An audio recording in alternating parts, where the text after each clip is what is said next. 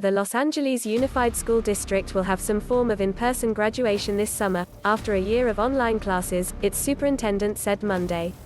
"I want to share a special word with the class of 2021, Superintendent Austin Beutner said in a briefing.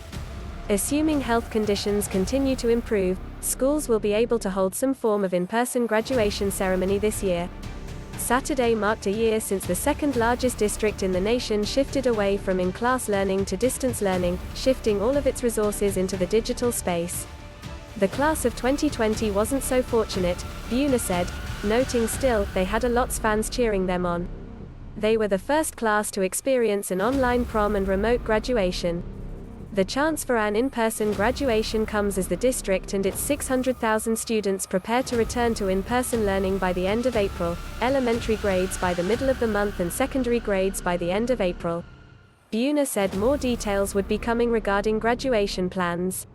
He also said all students will have the opportunity of some form of summer learning in English and math classes, along with enrichment classes in art, dance, film and computer science.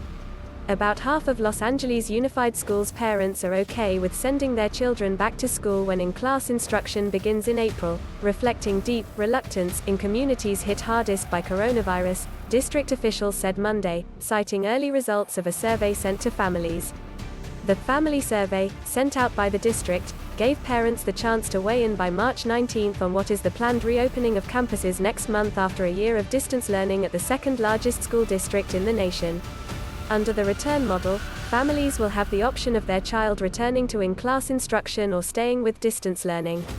Early results, about 10% of families so far, showed that overall, 51% of parents prefer the in-person option. But that preference waned as the grade level increased.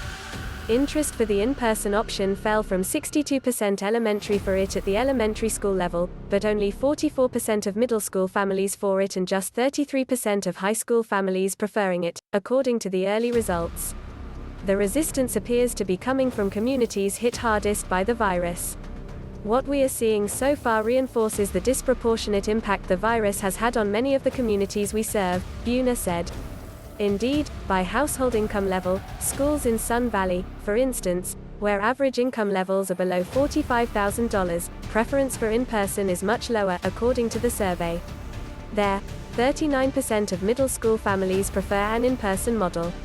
In Granada Hills, where income level exceeds $75,000, the same category, middle schoolers, preference for in-person jumps more than 10 percentage points.